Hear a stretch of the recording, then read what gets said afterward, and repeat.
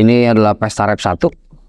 Ini kenapa penting banget buat gue, dan menurut gue bukan cuma buat gue tapi buat sejarah hip hop di Indonesia, karena ini album kompilasi pertama hip hop Indonesia nih.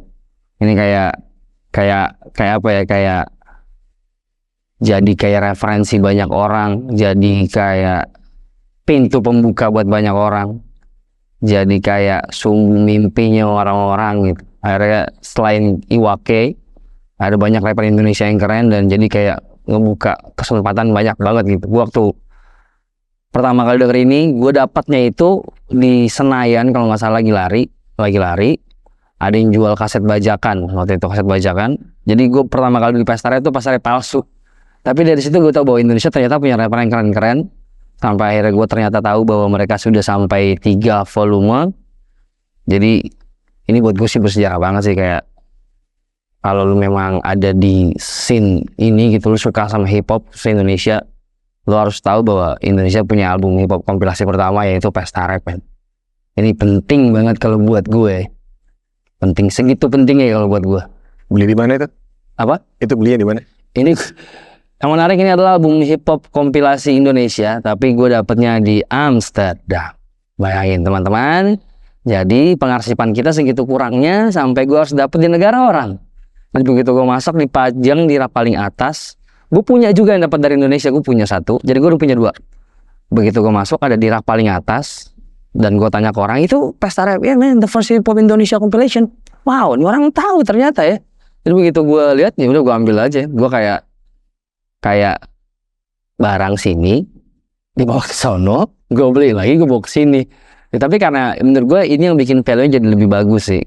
Orang sana sampai tahu, tapi nggak semua anak hip hop Indonesia tahu album Pesta Rap gitu.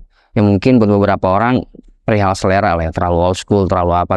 Tapi for the sake of the history, kalian harus dengerin ini sih, man. Kalian harus tahu siapa aja orangnya, harus tahu tahun berapa. Menurut gue sih sepenting itu.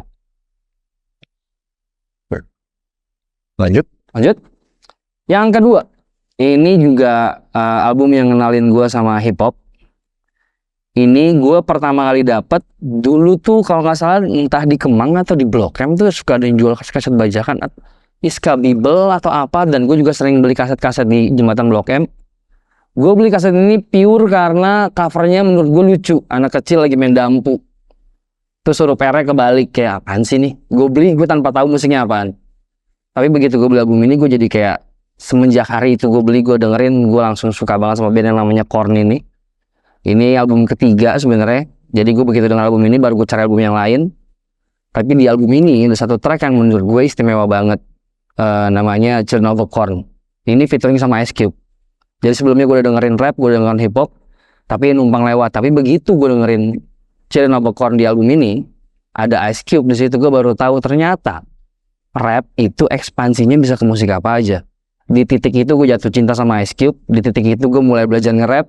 Gue apalin partnya Ice Cube. Dari situ gue baru dengerin Ice Cube, dengerin Snoop Dogg, balik ke Tupac. Akhirnya dari album ini gue ngulik hip hop, man. Ini sepenting ini nih album Korn, Power the Leader buat gue. Gawat nih, man. Dan sekedar info, tanda tangan gue di KTP, buku nikah, dan semua dokumen resmi masih Korn sampai sekarang. Segitunya gue, men. Asal lo tahu, men. Masih, men. Ini penting banget, gawat. Jadi kalau misalnya gue tinggal satu pulau dan selalu pilih satu album, gue pasti pilih ini doang.